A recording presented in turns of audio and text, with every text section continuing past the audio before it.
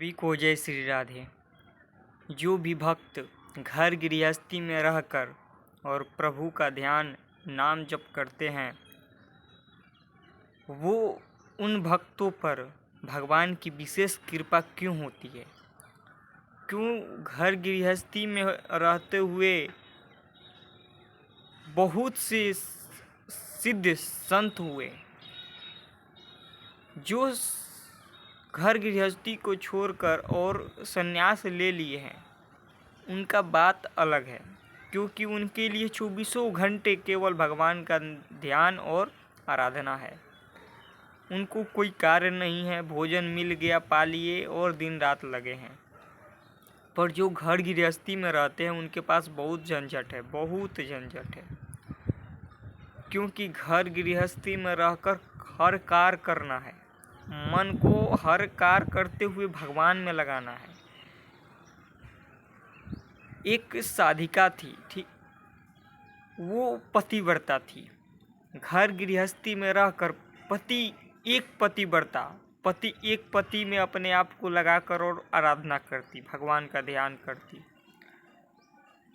जो एक सन्यासी संत थे, सिद्ध संत थे, वो साधना करते थे, जप तप करते थे, पर बहुत समय हो गया। उनको लगा कि कोई सिद्धि, कोई शक्ति अभी तक हमें नहीं मिली। हमने बहुत तप किया, हमने बहुत जप किया, पर ऐसा कुछ अनुभव नहीं हो रहा। वो एक दिन क्या हुआ कि एक वृक्ष के नीचे बैठे थे, बबूर के वृक्ष था, उस वृक्ष के नीचे बैठे थे और यही सोच रहे थे कि इतना जप तप साधना किए, हमारा अभी तो कुछ सिद्धि नहीं मिली, कुछ सिद्ध नहीं हुआ। तो उसी टाइम उस वृक्ष के ऊपर एक चिड़िया बैठी थी, वो बोल रही थी। तभी इनका ऊपर ध्यान गया, वो ये सोचे कि ये चिड़िया, मतलब उनके अंदर निगेटिव भाव आया। जैसे वो देखे ऊपर चिड़िया को, निगेटिव भाव, यानी चिड़िया को उनका अंदर से विचार आया कि ये चिड़िया अगर शक्ति है तो मेरे में ये चिड़िया नीचे गिरकर मर जाए। उसी टाइम वो चिड़िया नीचे गिरी और मर गई। इस संत को लगा कि अरे ऐसा कैसे हो सकता है, मैं सोचा और केवल चिड़िया नीचे गिरकर मर गई। उस संत को विश्वास नहीं हुआ। फिर लगा कि नहीं, मेरा जो साधना है वो कहीं सिद्ध तो नहीं हो गया। उनको लग गया कि मेरा साधना सिद्ध हो गया है, क्योंकि मेरे विचार करने मात्र से ये चिड़िया नीचे गिरकर मर गई, ऐसा नहीं हो सकता है। उनको अहंकार आ गया। वो एक गांव में, ग्राम जो है गांव, उसमें गए। गांव में जाकर एक भिक्षुक, यानी उन्हीं के घर, जो एक पतिव्रता थी, एक पति के सानिध्य में रहकर भगवान की आराधना भक्ति करती थी, तो उनके पास गए। उनको ये नहीं जानते थे कि वो भी भक्त है, वो भी आराधना करती है, पर उनके दरवाजे पर गए भिक्षा मांगने। तो संत, ये जो सिद्ध संत थे जिन्होंने चिड़िया को मारा, वही संत गए, जाकर भिक्षा मांगे। बोले कि कोई है, हमें भिक्षा दो। उस घर से कोई नहीं निकला। 2-3 बार पुकारे, कोई है, भिक्षा दो, कोई है, बाहर आओ, हमें भिक्षा दो। कोई नहीं आया। तो वो जो साधिका थी, वो पति के आने के इंतजार कर रही थी। वो थी तो घर में, पर जब तक पति नहीं आए तब तक वो बाहर नहीं आई। पति आ गए, उनको भोजन पानी, उनका आराधना की, उनको बिस्तर दी बैठने के लिए। फिर जाकर संत के पास आई। संत बोले कि तुम घर में रहकर, और मैं कितना चिल्लाया, कितना बोला कि कोई है जो हमें भिक्षा दे, पर तुम घर में रहकर मेरी एक संत का उल्लंघना की। मैं तुम्हें दंड दे सकता हूँ, मैं तुम्हें नष्ट कर सकता हूँ।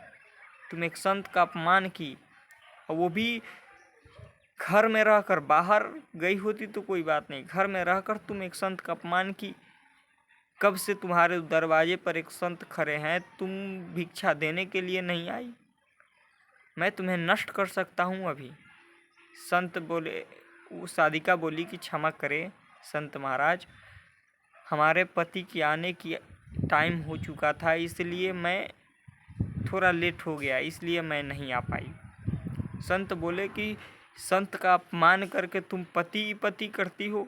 कौन है तुम्हारा पति? तुम दोनों को दंड दूंगा अभी। तो साधिका बोली कि आप जिस अहंकार में यहाँ ठहरे हो, आप जिस अहंकार में बार बार दंड दंड कर रहे हो, आप एक बेजुबान चिड़िया को तुम मार कर आ रहे हो, अपने शक्ति का अहंकार दिखा रहे हो। यहाँ एक बेजुबान चिड़िया को तुम मार दिए, किस अहंकार में? उसका दंड तो तुम्हें भोगना होगा अभी, क्योंकि वो बेजुबान चिड़िया को नहीं पता था, तुम उसको मारे अपने शक्ति के अहंकार में, शक्ति से। संत बोले कि इसको कैसे पता चल गया? ये तो अभी किसी को मैं नहीं बताया। साधिका बोली कि तुम अहंकार मत करो, ऐसी सिद्धियाँ बहुत है, ये छोटी मोटी सिद्धियों को लेकर तुम इतना अहंकार कर रहे हो, अच्छा नहीं है।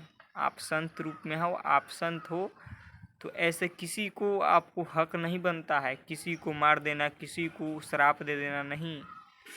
मैं भी एक पतिव्रता साधिका हूँ, मैं घर गृहस्थी में रहकर साधना करती हूँ, मेरे पास सब सिद्धियाँ हैं, सब शक्तियाँ हैं। मैं आपको पीछे का 7 जन्म का बता सकती हूँ, और आगे अभी जो करने वाले हो आप वो बता सकती हूँ, पर मुझ में देखो थोड़ा अहंकार भी नहीं है। क्यों? क्योंकि मैं जानती हूँ कि साधक और एक भक्त को कैसे रहना चाहिए। तो वो जो संत थे वो उनके चरणों में गिर गए, बोले कि आप इतने बड़े, एक घर गृहस्थी में रहकर इतने बड़े संत, और थोड़ा भी अहंकार नहीं। और पति, एक सती पतिव्रता नारी, मुझसे बहुत बड़ा भूल हो गया, आप क्षमा करो। आप ये बताओ कि आपको इतना ऊंचाई पर ले जाने वाले गुरु कौन है? तो वो बोले कि मेरे गुरु मांस काटते हैं। तुम्हारे गुरु मांस काटते हैं? हाँ, मांस काटते हैं। कौन है तुम्हारे गुरु? हम उनसे मिलना चाहते हैं। बोले कि आप चले जाओ फलना गांव में, फलना अमुक चौराहे पर, वहाँ आपको सदन कसाई नाम के संत मिलेंगे, वही हमारे गुरु हैं, उन्हीं के पास चले जाओ। बोले कि ठीक है, मैं उनसे मिलना चाहता हूँ। बोले कि ठीक है, आप जाओ। वहाँ से भिक्षा लिए और चल दिए। जाकर सदन कसाई जी का पता खोजे, मिला, वो देखे तो ये तो पूरे मांस में लथपथ है, इनका ऊपर पूरा खून पड़ा हुआ है। पर ये इतने उच्च कोटि के संत कैसे हो सकते हैं? उनके मन में भी फिर डाउट हुआ। तो वो सदन कसाई संत बोले, क्यों संत महाराज, क्या मन में सोच रहे हो? इधर आओ। वो जाकर चरणों में गिरे, बोले कि आप इतने उच्च कोटि के संत और ये काम करते हैं? बोले कि ये मेरा पेशा है, और इसे ही मैं प्रभु की आराधना मानता हूँ। मैं ये नहीं देखता कि ये मांस काट रहा हूँ, मांस तौल रहा हूँ, नहीं, ये प्रभु का आराधना मान रहा हूँ, प्रभु का कार्य है, प्रभु ने दिया है, मैं वो मान रहा हूँ। देखो भाव, देखो कहाँ है, एक मांस काटने वाले का भाव कितना उच्च कोटि के ऊपर है। तभी तो उन महान महान संतों को, चरित्र को पढ़ा जाता है, गाया जाता है। तो वो चरणों में गिरे, बोले कि मुझे आपका शिष्य बनना है, मुझे आप शिष्य बना लो। आपके एक शिष्य से मैं मिला, बहुत उच्च कोटि की थी। बोले कि मिले? हाँ, मेरा अहंकार चूर कर दी वो, मैं थोड़ा अहंकार में आ गया था, शक्ति का, सिद्धि का।